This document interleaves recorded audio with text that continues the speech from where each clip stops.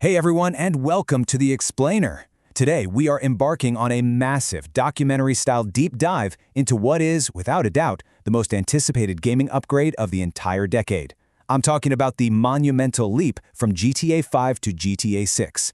We're going to be breaking down the map size, their graphical fidelity, and, man, the reality-bending physics that Rockstar is currently cooking up. So, if you want the absolute definitive breakdown of the next era of open-world gaming, well, you are definitely in the right place. Okay, let's dive into this. 200 million. Yeah, that is the staggering number of GTA 5 copies sold worldwide. Just to put that crazy number into perspective for you, that's literally more than the entire population of most countries. I mean, imagine releasing a game way back in 2013 and still having millions of people logging in to play it every single day, well over a decade later.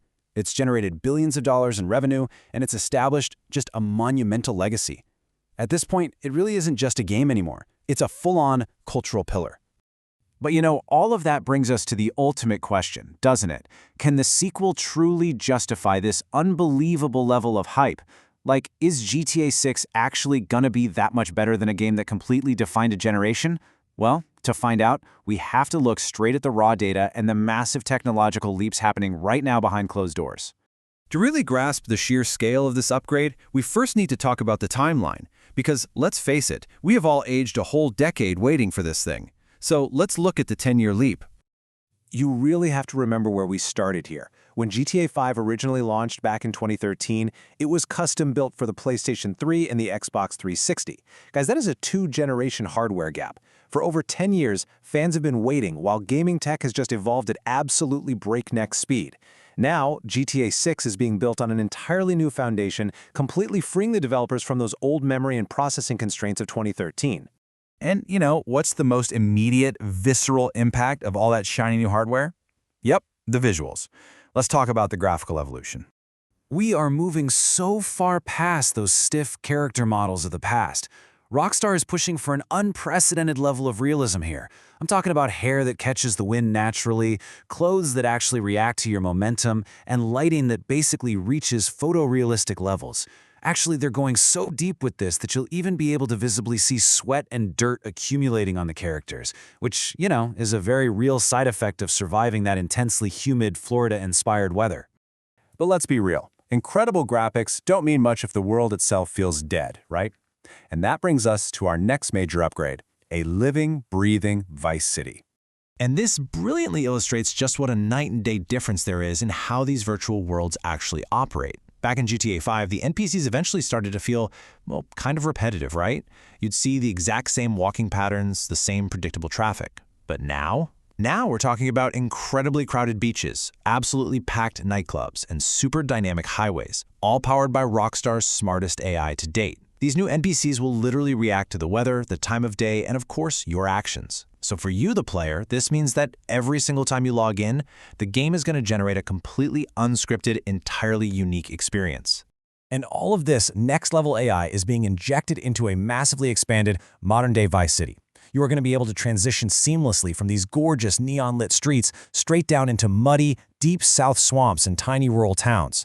Now, while this is highly likely to be Rockstar's largest map ever, the true game-changer here is the density. It isn't just a bunch of empty space. Every single square inch is being meticulously designed to feel meaningful, highly interactive, and completely alive. So, okay, we've got this incredibly beautiful, dense world. But how do we actually interact with it?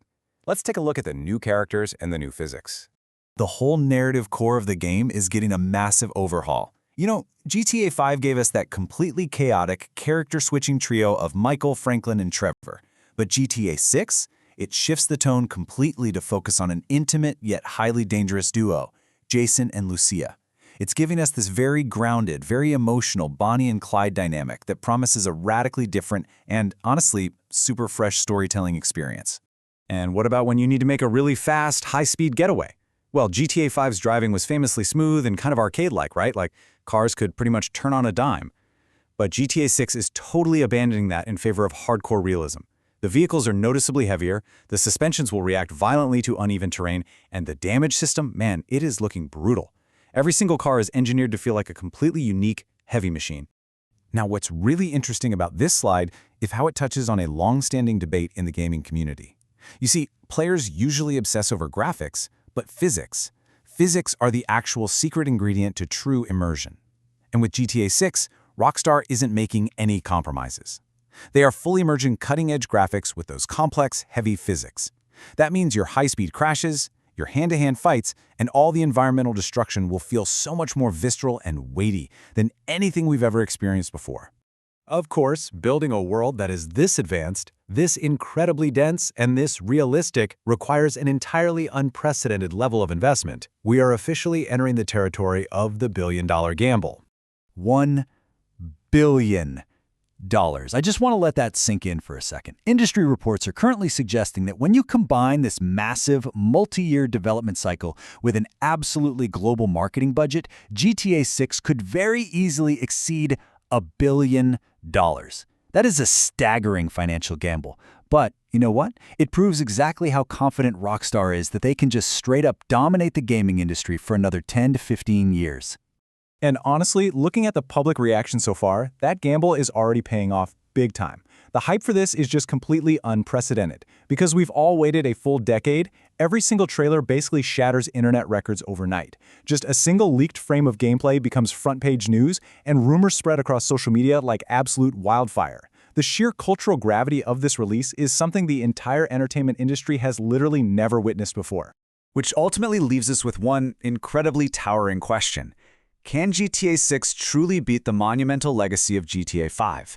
At this point, Rockstar's only true rival is themselves, but armed with reality-bending physics, an incredibly dense Vice City, and a budget that completely dwarfs most Hollywood blockbusters, they seem more than ready for the challenge. But will this new era actually capture the attention of hundreds of millions of players for yet another decade? Well, I guess that really is the billion-dollar question. Thanks so much for joining me on this explainer today, guys. Stay curious out there, and I will definitely catch you in the next one.